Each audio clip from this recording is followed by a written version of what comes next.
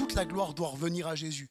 Notre Église, notre témoignage de foi doit être christocentrique. Et puis donc on a vu aussi notre identité en Jésus. À travers des versets 10 et 11, cette parole est certaine, si nous sommes morts avec lui, nous vivrons aussi avec lui. Si nous persévérons, nous régnerons aussi avec lui. Et donc on avait vu que nous avons été élus de toute éternité. Paul va dire c'est pourquoi je supporte tout à cause des élus. Et puis que nous sommes vivants en Christ, si nous sommes morts avec lui, nous vivrons aussi avec lui. Et si nous persévérons, nous régnerons aussi avec lui. Donc plus que vainqueurs en Christ. Et on s'était arrêté ici. Donc on va poursuivre et on va voir ce troisième point de cette deuxième grande partie. Ce troisième point qui est l'identité de Christ. On a vu notre identité en Christ et on va voir maintenant l'identité de Christ. Qui est Jésus? Parce que Paul nous parle de Jésus, qui il est. Et donc c'est ce qu'on va voir ensemble. On va lire le verset 12.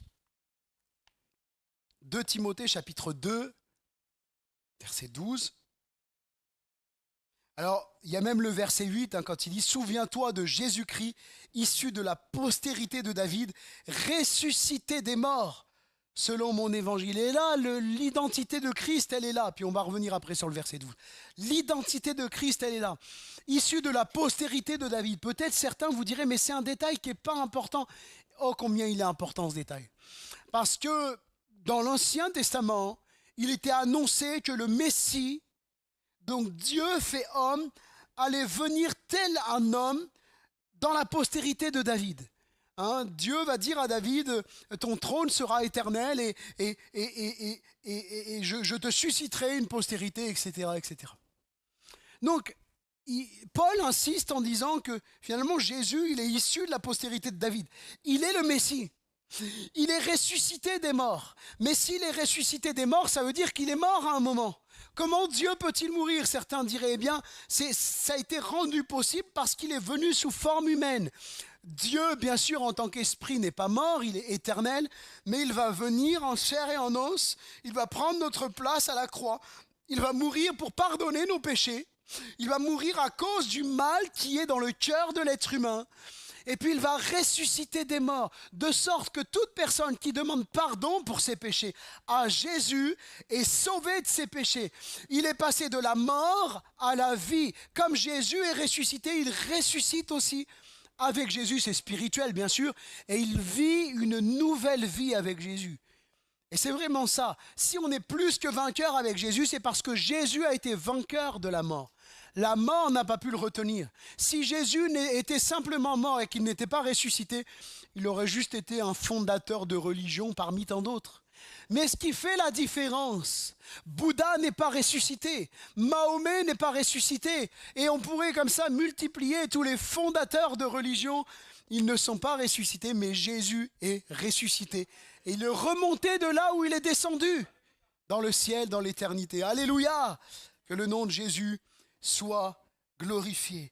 Donc il est vraiment le Messie, il est, souviens-toi de Jésus-Christ, de la postérité de David, ressuscité des morts et bien sûr vivant éternellement. Donc on va au verset 12.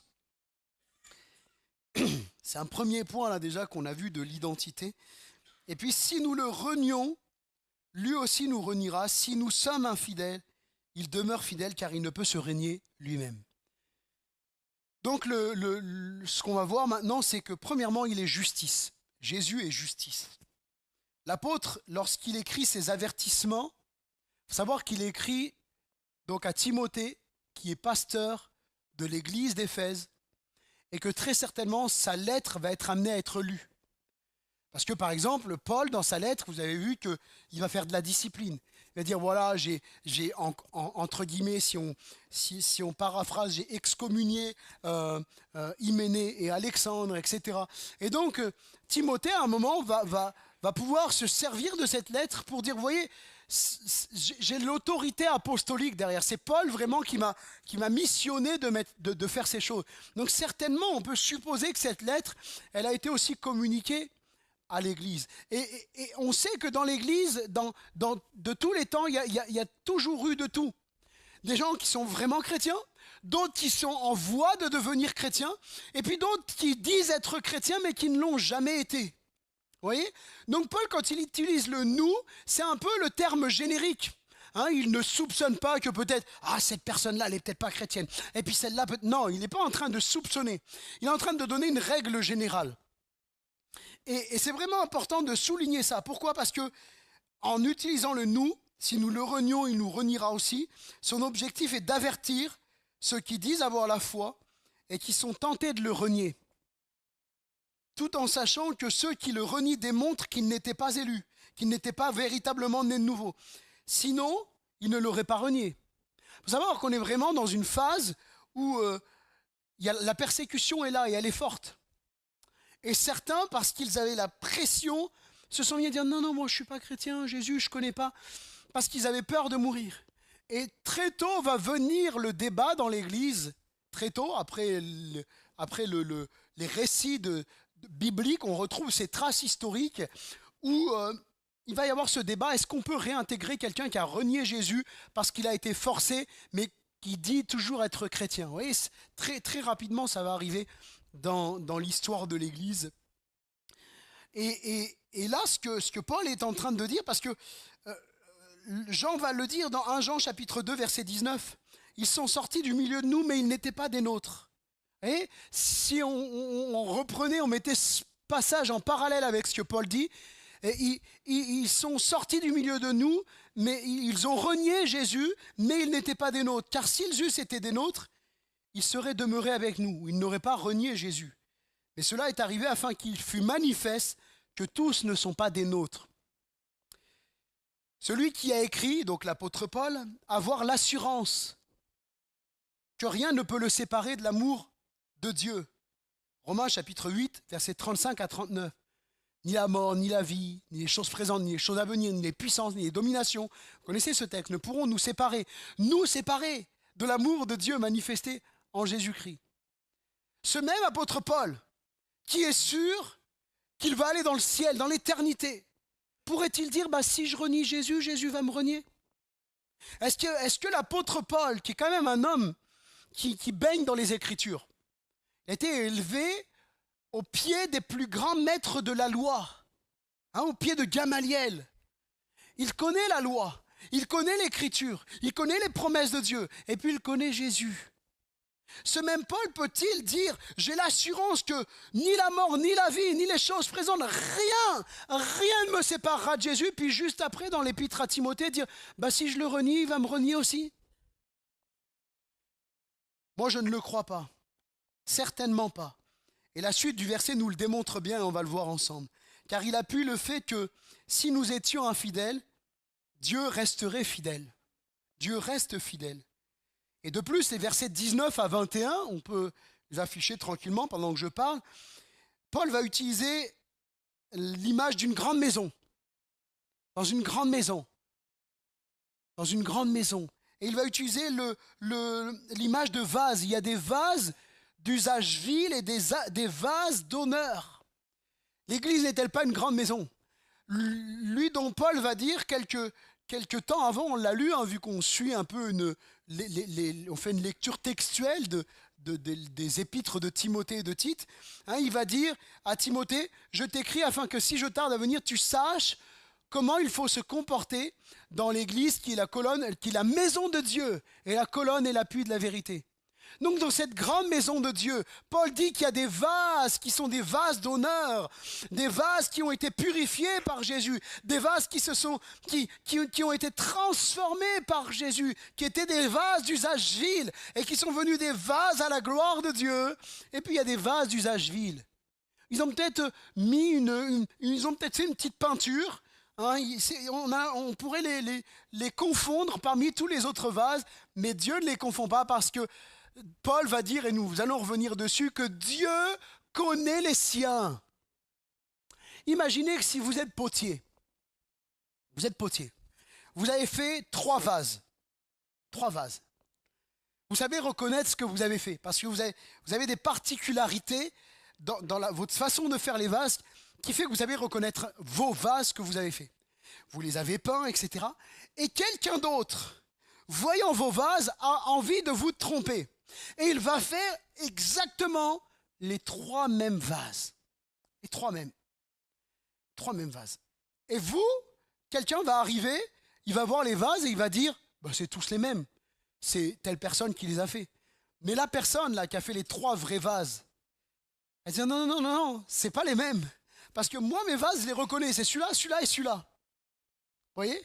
C'est une image pour nous parler que au milieu d'une église dont la majorité marche avec Dieu, s'il y en a qui ne marchent pas avec Dieu, qui ne sont pas repentis de leurs péchés, qui ne sont pas nés de nouveau, Dieu le sait.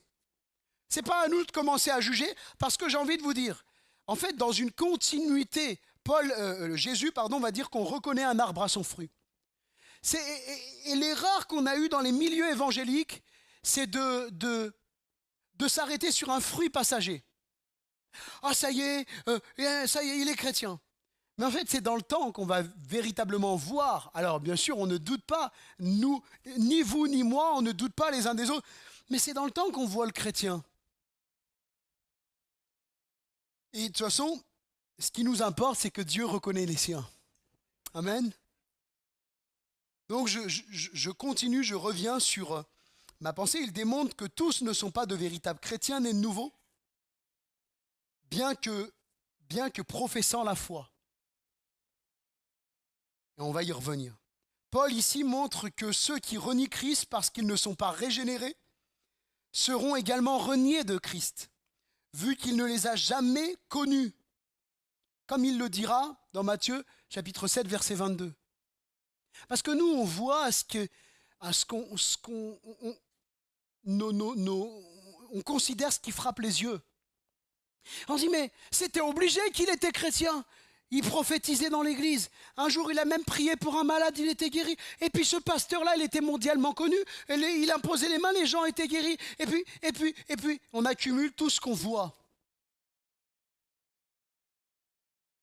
Mais quand ces gens vont venir devant Jésus, Matthieu 7, 22, Seigneur, n'avons-nous pas fait des miracles en ton nom? Ah, tiens, don spirituel de miracles, don des miracles. C'est dans 1 Corinthiens 12, hein? 12 ou 14, bon bref. N'avons-nous pas fait des miracles en ton nom? N'avons-nous pas chassé des démons en ton nom? N'avons-nous pas prophétisé en ton nom? Tiens, encore un don spirituel, prophétiser. Et Jésus ne leur dit pas, je vous ai connus, puis à un moment j'ai arrêté de vous connaître. Il leur dira, je vous ai jamais connus. Je vous ai jamais connus. Et c'est ce que Paul est en train de dire, finalement, que ceux qui renient Jésus, parce qu'il va dire après que Dieu connaît ceux qui lui appartiennent, ceux qui renient Jésus, Jésus les renie, il le renie de leur bouche parce qu'ils ont confessé Jésus, puis il le renie. Mais finalement, vous savez, comme la parabole de la semence, hein, la semence, elle est tombée sur une terre pierreuse, et puis ça a poussé pendant un moment. Des fois, on néglige cette parabole de la semence. Elle est quand même forte, cette parabole de la semence, parce que on voit que ça a poussé à chaque fois, quasiment. Ça a poussé. Quasiment, je ne l'ai pas noté, je vous dis ça parce que je fais cette parenthèse, mais ça a poussé au milieu des ronces, tout ça, ça a poussé, mais ça n'a pas tenu. Mais pourtant, visiblement, on aurait pu dire quand on regarde, mais ouais, quand même, elle est en train de pousser, cette plante. Hein. J'ai 2 pots chez moi, sur la fenêtre qui mène au toit de l'église, j'ai 2 pots. Un pot où il n'y a rien dedans, puis j'ai essayé de mettre des bricoles dedans en espérant que ça allait pousser, et un fraisier qu'on m'a donné. Le fraisier, je vous avoue que parfois on oublie un peu de l'arroser. Il a été un peu malmené parfois. Mais étrangement, il continue à porter du fruit. Continue à porter. Rassure-toi, ma sœur qui nous l'a donné, on en prend soin quand même. Mais continue à porter du fruit. Et puis à un moment, dans ce pot-là, je vois un petit truc qui commence à venir. Et je prends une photo, parce que moi je ne suis pas un spécialiste, je me suis peut-être qu'il y a un truc qui va pousser. Je regarde sur internet, bon, c'est juste de la mauvaise herbe, quoi. Vous voyez? En fait, c'est pas parce qu'il y a quelque chose qui pousse, c'est pas parce qu'il y a du fruit que c'est forcément de Dieu. Du fruit qui nous semble être du fruit. Je continue. Donc Matthieu 7, 22, Christ démontre sa justice en séparant le vrai croyant de la contrefaçon. du fake, hein, comme on dirait. Il renie le fake et il garde sa fidélité envers le fidèle. Il renie celui qu'il renie parce que de toute façon, il n'a jamais appartenu à Christ. Et il reste fidèle envers le fidèle. Donc il est justice. Un jour, sa justice. Vous savez qu'un jour, Jésus va juger le monde. Il dit quand il est sur terre, je ne suis pas venu pour juger le monde, mais pour que le monde soit sauvé par moi. Mais un jour, il va juger le monde. Il est fidèle aussi. Il y a un enseignement fort ici d'une partie de l'identité de Christ qui nous est révélée, c'est qu'il est fidèle. Et la Bible l'appelle le fidèle. Dans 2 Thessaloniciens, chapitre 3, verset 3, Hébreux 10, 23, Apocalypse, chapitre 19, verset 11, aussi Apocalypse 3, 14, il est appelé le fidèle. Le fidèle. Il est fidèle et il est également immuable. C'est-à-dire qu'il ne change pas. Il n'y a pas d'ombre de variation dans le Seigneur. Hein, je vous donne quelques références comme ça, vous trouvez dans Malachie chapitre 3 verset 6, parce que notre théologie ne doit pas se baser sur ce qu'un pasteur dit, mais ce que la Bible dit. Amen. Ah, bon, vous n'êtes pas d'accord. C'est important hein, que notre théologie, notre doctrine soit enracinée dans l'Écriture. Hébreux chapitre 13 verset 8, et puis Jacques 1, 17, puis vous avez aussi dans Nombre 23, 19. Sa fidélité envers les élus est invariable. Elle ne change pas. Il est fidèle envers ses enfants, point barre. Que ça nous plaise ou que ça ne nous plaise pas. Qu'on arrive à le considérer sur le plan humain ou que ça nous dépasse. Mais il reste fidèle envers ses enfants qu'il a attirés à lui. Nous sommes bien sûr appelés à marcher dans la sanctification. Hein, nous l'avons vu la dernière fois que nous avons notre part dans cette vie chrétienne, à mener une vie de pureté qui honore le Seigneur. Ça ne nous dédouane pas. Et ce n'est pas un encouragement à vivre dans le péché. Mais c'est un encouragement à nous rappeler que Dieu n'abandonne jamais ceux qu'il a élus, ceux qu'il a attirés à lui, ceux qu'il a sauvés, ceux qu'il a fait naître de nouveau. Tu n'es pas né de nouveau par ta propre initiative. Tu t'es pas repenti parce que tu t'es levé un matin et tu as dit « Tiens, et si je me repentais auprès de Dieu ? Tiens, et si je cherchais Dieu ?» Tu as commencé à chercher Dieu parce que Dieu a mis quelque chose en toi pour que tu le cherches. Parce que la Bible dit que nul n'est intelligent spirituellement, nul ne cherche Dieu. On ne peut pas chercher Dieu par nous-mêmes, frères et sœurs. À partir du moment où vous commencez à voir quelqu'un qui cherche Dieu, soyez encouragés, continuez de prier pour lui ou pour elle.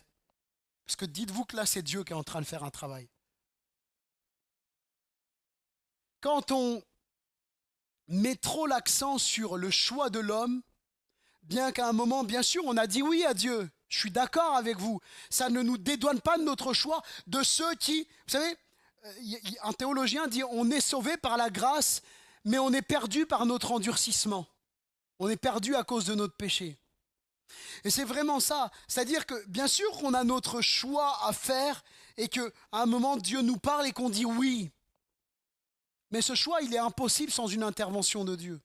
C'est vraiment important de le réaliser. Et j'ai trouvé une citation, je vais la relayer dans quelques temps sur les réseaux, où quelqu'un disait « Chaque fois que nous mettons en avant le choix de l'homme plus que la souveraineté de Dieu, nous enlevons la souveraineté de Dieu pour la donner à l'homme. » Il est fidèle. Et c'est un encouragement, mon frère, ma sœur. Lorsque tu as peut-être ce sentiment d'être dans cette vie, d'être abandonné de Dieu. Ça nous arrive parfois. On prie, on a l'impression qu'il n'y a rien qui bouge. On prie, on a l'impression que le ciel semble silencieux. Il n'y a qu'à moi que ça arrive, ça? Ah, ça va, quelques-uns qui sont avec moi. Des fois, on prie, on a l'impression que le ciel, il est silencieux. Bon, ça m'est arrivé il y a quelques années de cela, de dire, mais Seigneur, tu m'as laissé alors.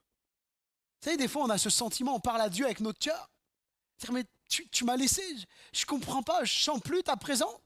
J'ai l'impression que quand je prie, je n'ai pas de réponse. J'ai l'impression qu'il n'y a rien qui bouge. Mon frère, ma sœur, quand tu as cette impression-là, quand tu as ce sentiment-là, Ne laisse pas ce sentiment dominer ton âme. Si tu t'es repenti de tes péchés, que ta vie a changé parce que Christ est venu en toi, s'il est en toi, il ne ressortira pas de toi. Il est là, que tu le sentes ou que tu ne le sentes pas. Ce sentiment-là ne vient pas de Dieu. Il est charnel, il est humain, parce que n'oublions pas que dans l'Écriture, c'est écrit toute tentation ou toute épreuve qui nous est survenue ait été humaine. C'est humain.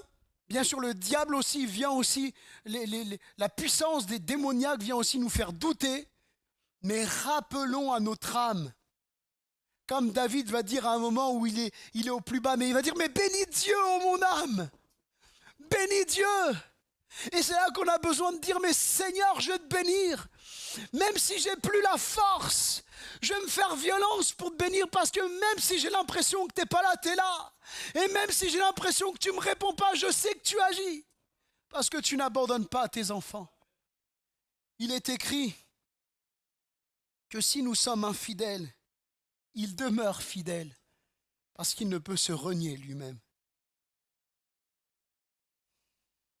Sa fidélité est tellement invariable que même si nous passons par des moments où nous sommes infidèles, parce qu'en réalité, frères et sœurs, chaque fois que nous péchons, que nous cédons à la tentation, c'est en réalité un acte d'infidélité à l'égard de Dieu. Mais même quand on commet un acte d'infidélité à l'égard de Dieu, même notre infidélité à l'égard de Dieu n'enlève pas la fidélité de Dieu. Il demeure fidèle. Et bien sûr que la différence entre quelqu'un qui vit sans Dieu, qui appartient peut-être à une religion, et le véritable chrétien, c'est que le véritable chrétien, quand il commet un acte d'infidélité à l'égard de Dieu, c'est-à-dire qu'il pêche, il est mal. C'est vrai? Il est mal. Attrapez une colombe et plongez-la dans la boue, vous allez voir si elle s'y plaît bien. Et un cochon, il est bien dans la boue. Il se lave dans la boue, c'est son plaisir, la boue. Mais celui qui a été rempli du Saint-Esprit, la colombe est symbolique du Saint-Esprit. L'Esprit de Dieu est en lui, il ne peut pas se plaire dans la boue. Quand il pêche, il est là, Seigneur, c'était plus fort que moi, mais pardonne-moi encore. Je veux continuer à marcher avec toi, moi. Dieu demeure fidèle. Mon frère, ma sœur, il est fidèle. Celui qui t'a attiré à lui, il te tient dans sa main. Il ne t'a pas sauvé. Cette pensée-là, elle m'est venue dernièrement dans le cœur cette semaine. Dieu ne nous a pas sauvés pour que nous nous perdions. Je redis cette phrase. Dieu ne t'a pas sauvé pour que tu te perdes. Amen. Allez, je continue. La vraie foi, on va lire les versets 16 à 21 du chapitre 2. 2 Timothée chapitre 2, versets 16 à 21. Parce que si je continue, c'est vrai que tellement de choses à dire sur la fidélité de Dieu. Mais on va avancer. C'est le troisième point, la vraie foi. Parce qu'on l'a déjà vu précédemment dans l'épître à Timothée, la première épître, Paul faisait un comparatif un peu entre la fausse foi et la vraie foi. Et là, la vraie foi est mise en avant, mais il y a bien sûr la fausse foi est bien sûr relevée. 2 Timothée chapitre 2, versets 16 à 21. Évite les discours vains et profanes, car ceux qui les tiennent avanceront toujours plus. C'est important, le toujours plus, dans l'impiété. Et leur parole rongera comme la gangrène. De ce nombre sont Hyménée et Philette, qui se sont détournés de la vérité, disant que la résurrection est déjà arrivée, et qui renversent la foi de quelques-uns. Néanmoins, ce néanmoins, il est aussi très important. Le solide fondement de Dieu reste debout. Avec ces paroles qui lui servent de sceau, le Seigneur connaît ceux qui lui appartiennent. Et quiconque prononce le nom du Seigneur, qu'il s'éloigne de l'iniquité. Dans une grande maison, il n'y a pas seulement des vases d'or et d'argent, il y a aussi des vases de bois et de terre. Les uns sont des vases d'honneur, les autres sont d'un usage vil. Si donc quelqu'un se conserve pur en s'abstenant de ces choses, il sera un vase d'honneur sanctifié, utile à son maître, propre à toute bonne œuvre. Amen.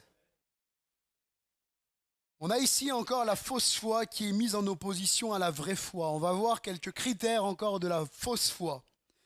La fausse foi, premièrement, elle n'est pas nouvelle. Je vous ai dit que c'était important, le avanceront toujours plus. Elle semble nouvelle parce qu'on ne s'y attendait pas. Oh, telle ou telle personne, je pensais qu'il était véritablement chrétien, et puis il se met à enseigner des fausses doctrines, il se met à lâcher la foi, il se met à partir dans toutes sortes de péchés. C'est bizarre. C'est bizarre pour nous, avec ce que nos yeux voient. Mais Dieu n'est pas pris au dépourvu.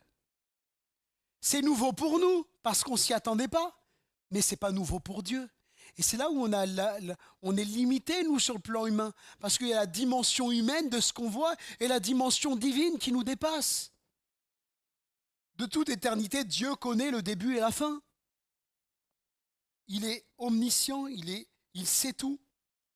Elle semble nouvelle parce qu'on ne s'y attendait pas. Ces gens se mettent à enseigner des fausses doctrines, mais en réalité, les fausses doctrines poussent et ne sont jamais déracinées de ces terrains où il y a déjà la fausse foi. Ils avanceront toujours plus, ça veut dire qu'ils y sont déjà.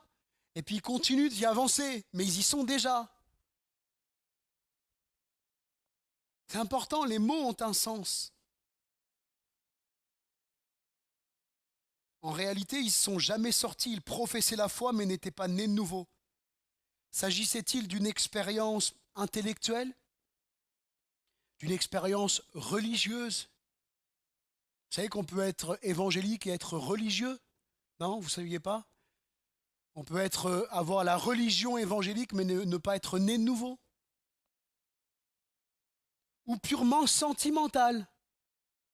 Je suis allé dans une réunion et puis le pasteur Daniel, il jouait merveilleusement bien au piano, ça m'a touché, je me suis mis à pleurer. Je taquine un peu, mais parfois c'est ça. Pas ici, hein, je ne parle pas de Daniel. Hein. Pas ici, mais parfois c'est ça. Et je vais même vous dire, je vais être cru, hein, mais même parfois dans les milieux pastoraux, c'est ça. Je vous le dis. Et les pasteurs se rassemblent et on va mettre pendant la prédication le petit fond de piano constamment. Pendant la prédication. Alors c'est sûr qu'on en dégage des émotions avec la musique. Je ne sais pas vous, là, je ne vais pas faire de la pub à je vais vous parler un peu de ma culture musicale. Ça, vous allez voir que je ne suis pas juste le petit gars des cités qui écoutait du rap. Par exemple, moi j'aimais bien écouter, avant même d'être chrétien, j'écoutais Andrea Bocelli. Je ne sais pas s'il y en a qui connaissent un peu Andrea Bocelli, Pavarotti, ces chanteurs d'opéra là. Moi, ils me touchaient quand ils chantaient. C'était tout chaud. Ou là, c'est juste de l'instrumental, mais André Rieu, vous voyez, le violoniste. Après, j'écoutais aussi du jazz manouche, Django Reinhardt, Biréli Lagrainé, Stokelo Rosenberg, etc. Des musiciens merveilleux. C'est touchant, leur mélodie était touchante. Mais il n'y avait rien de spirituel là-dedans. Ça touchait nos émotions. Et il faut savoir que Dieu, quand il vient nous amener à la repentance, hein, ça produit, Paul va dire que ça produit une tristesse, cette tristesse selon Dieu qui produit une repentance dont on ne se repent jamais. Donc si on est triste, c'est qu'il y a quelque chose dans l'émotionnel qui se passe. Donc les émotions ne sont pas à jeter complètement. Parce que pour qu'on se repente, Dieu vient toucher nos émotions. Mais faisons attention, et c'est ce que je disais, on le voit dans tous les milieux, même parfois dans des rassemblements pastoraux, où ne pas provoquer des émotions par de l'artificiel. De la musique, on met une petite nappe d'instruments et puis ça on jette, vas-y approche-toi devant et puis je vais prier. Et puis on conditionne les gens dans un environnement. On crée une atmosphère. On crée une atmosphère qui est tout sauf spirituelle. Ça suscite des émotions, ça provoque des sentiments, mais ça ne vient pas de Dieu. Et parfois, effectivement, certains ont vécu une expérience sentimentale, mais il n'y a pas de profondeur. Parfois entendu, je me souviens dans une des églises où je suis passé, je rencontrais les jeunes, j'étais responsable du groupe de jeunes, pasteur jeunesse, et je rencontre les jeunes et je lui dis, raconte-moi un peu comment tu t'es converti, comment tu es venu à l'évangile. Bah écoute, moi en fait, je suis allé dans une réunion, je suis rentré dans une église, et puis c'était beau, et puis j'ai été touché, j'ai pleuré, et puis voilà quoi, je suis venu à l'église et je me suis fait baptiser. Il est où Jésus? Elle est où ta repentance? C'est quand tu as demandé pardon à Dieu d'avoir vécu sans lui? Il ne faut pas se détourner de l'essentiel et parfois dans nos façons de faire, on s'est détourné de l'essentiel. La première chose que je demande à ceux qui demandent le baptême, et certains ça a dû attendre un peu, hein, et puis ça s'est fait après, c'est est-ce que tu t'es repenti de tes péchés? Est-ce que tu as pris conscience que tu étais loin de Dieu et tu as demandé pardon pour tes péchés? Il y en a au début, premier entretien, ils ne savent pas quoi me répondre. Puis deuxième entretien, troisième entretien, c'est plus les mêmes. Mais pasteur, j'ai réalisé, mais oui, je suis rien sans Jésus, j'ai demandé pardon à Jésus. Et ça part de là. Hein. Si on oublie de passer par là et de demander aux gens c'est ça, on passe à côté de tout. On va faire des adhérents. Et moi, ce que je veux, je vous avoue que j'aspire à voir, et vous savez que c'est ma prière, je dis Seigneur, que ce lieu soit bientôt trop petit. Mais pas trop petit parce qu'on a mis une ambiance et qu'on a mis des choses en place. C'est pas gênant de mettre des choses en place pour bien accueillir, avoir une dynamique. Moi, je ne suis pas contre ça. Mais le fondement des baptêmes qu'on fait, c'est que la confession de Christ, elle soit là. La repentance des péchés soit là. Sinon, tout ce qu'on fait, ça ne sert à rien. Allez, je continue. Vous voyez, des fois, je fais des parenthèses un peu longues. La fausse foi, elle n'est pas nouvelle. Le mot impiété, il est aussi intéressant. Hein, c'est marqué qu'ils avanceront toujours plus dans l'impiété. C'est Azébeia. Je ne sais pas si je le prononce bien, mais c'est l'inverse de Eusébéia. Hein, Eusébéia qui fait référence à la piété, à la notion d'une vie de dévotion, d'adoration. Hein, pas simplement en prière, mais en action. C'est une vie de piété. Hein, c'est une vie d'adoration, une vie de dévotion envers Dieu. Eh bien, Azébeia, c'est l'inverse. Ces personnes étaient en réalité des personnes qui n'avaient aucun respect pour Dieu, aucune adoration pour Dieu, aucune communion avec Dieu. Et ils avançaient toujours plus dans leurs égarements, jusqu'à ce que ça devienne visible. Mais ils ont toujours été dans cela, et ils avancent tranquillement. La fausse foi, elle détruit, elle gagne du terrain. Leur parole rongera comme la gangrène. La gangrène, c'est une maladie qui menace le pronostic vital si elle n'est pas traitée rapidement. Et il faut absolument éviter sa propagation. Dans les cas graves, l'amputation peut être nécessaire pour éviter que ça touche à d'autres organes, à d'autres membres du corps. Jean Calvin, le réformateur, a commenté ceci à propos de ce passage. Paul compare avec élégance les fausses doctrines, car si vous leur donnez une fois accès, ils se répandent jusqu'à ce qu'ils aient achevé la destruction de l'Église.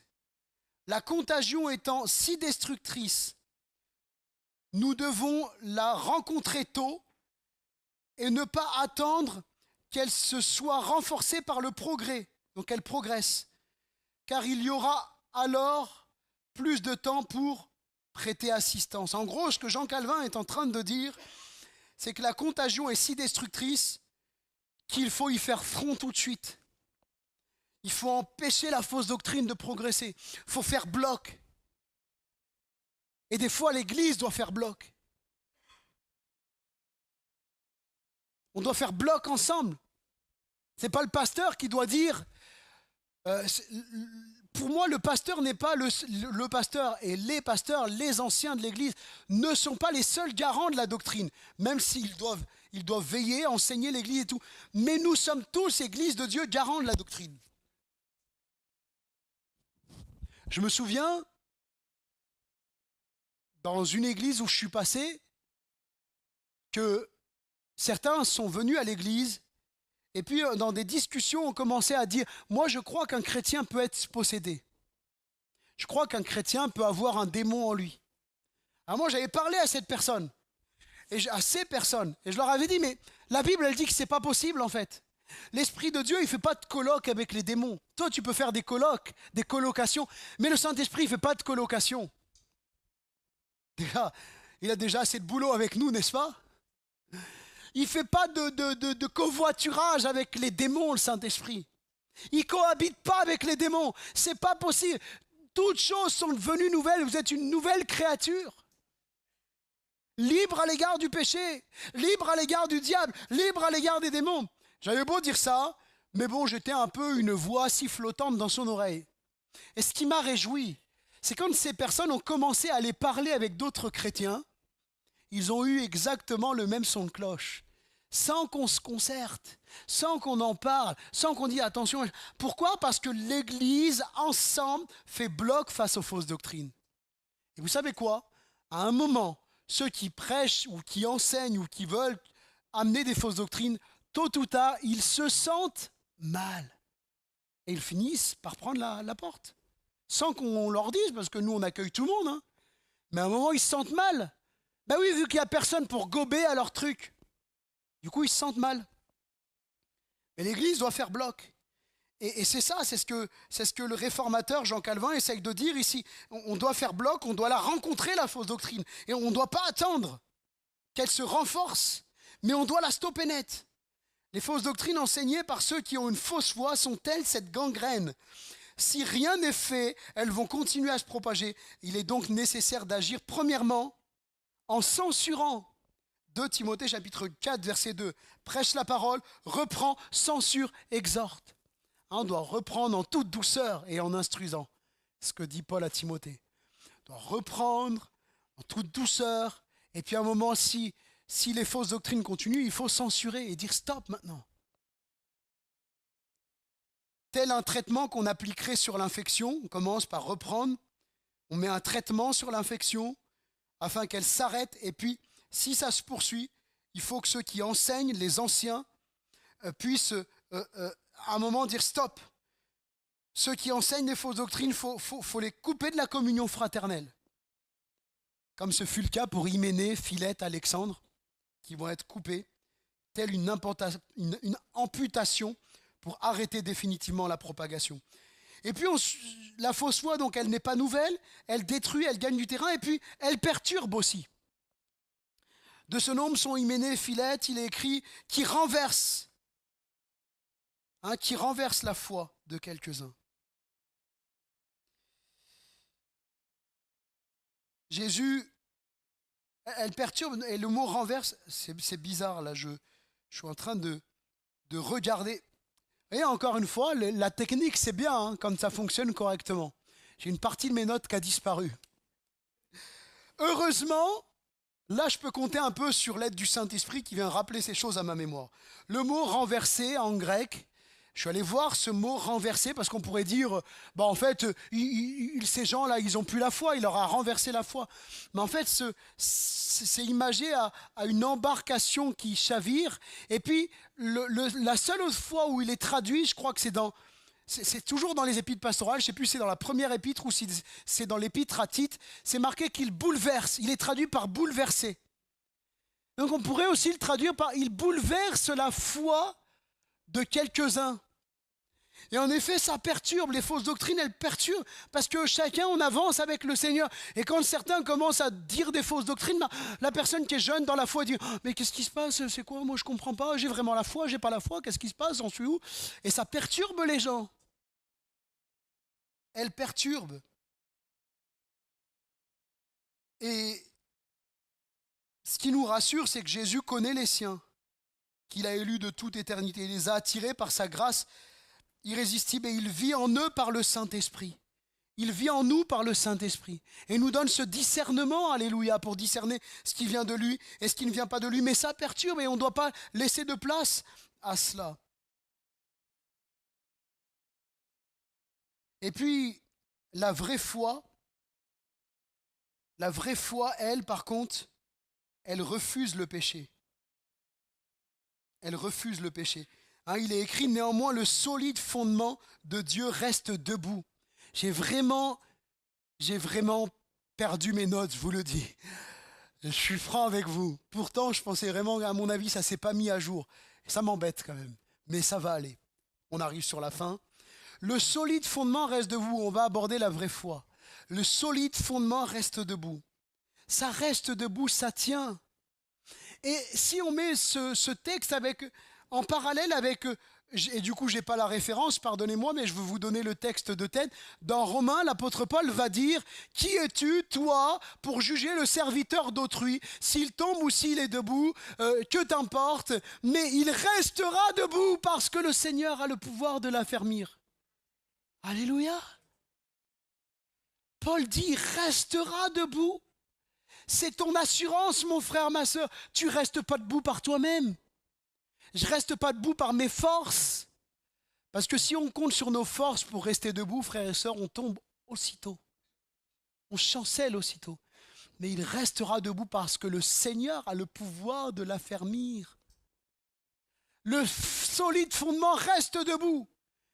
Et certains, parce qu'en échangeant avec des personnes, en regardant des commentaires bibliques, en échangeant avec des pasteurs, certains sous-entendaient que possiblement le fondement c'était l'évangile et ce n'était pas les croyants. Mais pourtant la suite est claire. Un texte doit être mis dans son contexte. Bien que le solide fondement soit l'évangile, soit on sait que l'évangile par le Saint-Esprit et Jésus vit en nous. Mais regardez la suite, avec ces paroles qui lui servent de sceau. Le Seigneur connaît ceux qui lui appartiennent. Donc la vraie foi, elle ne se déracine pas. Elle reste debout parce que le Seigneur connaît ceux qui lui appartiennent. Mais le Seigneur demande quand même, il demande à ses disciples, c'est pas t'es sauvé et puis coule-toi la douce, il combat. Quiconque prononce le nom du Seigneur, qu'il s'éloigne de l'iniquité, qu'il s'éloigne du péché, qu'il vive pour Dieu. Donc la vraie foi, elle refuse le péché. Elle refuse les fausses doctrines. La vraie foi, elle avance avec le Seigneur. Si, au verset 21, si donc quelqu'un se conserve pur en s'abstenant de ces choses, il sera un vase d'honneur. Nous avons notre part, nous conserver purs. C'est notre part dans la sanctification. Nous conserver purs. Dieu va dire, vous serez saints car je suis saint. Et il fait de nous des saints par le Saint-Esprit qui vit en nous. Et il nous dit maintenant, marche dans la sainteté. Marche. Tel un enfant on lui a appris à marcher. Et puis après on lui dit, maintenant vas-y toi. Vas-y, marche. Avance. Un vase d'honneur sanctifié, utile à son maître, propre à toute bonne œuvre. Voici ce qu'est la vraie foi. Elle reste debout, elle se conserve pure, elle s'abstient des fausses doctrines, elle se garde, elle est sanctifiée et elle est utile à son maître, propre à toute bonne œuvre.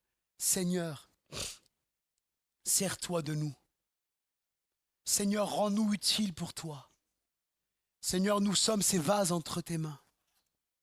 Et nous voulons, Seigneur, être utiles et propres à toute bonne œuvre. Et ce passage, il est aussi à mettre en parallèle avec 2 Timothée 3,16 qui dit « Toute écriture est inspirée de Dieu et utile pour enseigner, corriger, convaincre, instruire l'homme de Dieu afin qu'il soit utile et propre à toute bonne œuvre. » Alléluia. Que Dieu nous aide, et nous savons qu'il nous aide, nous savons qu'il ne nous abandonne pas.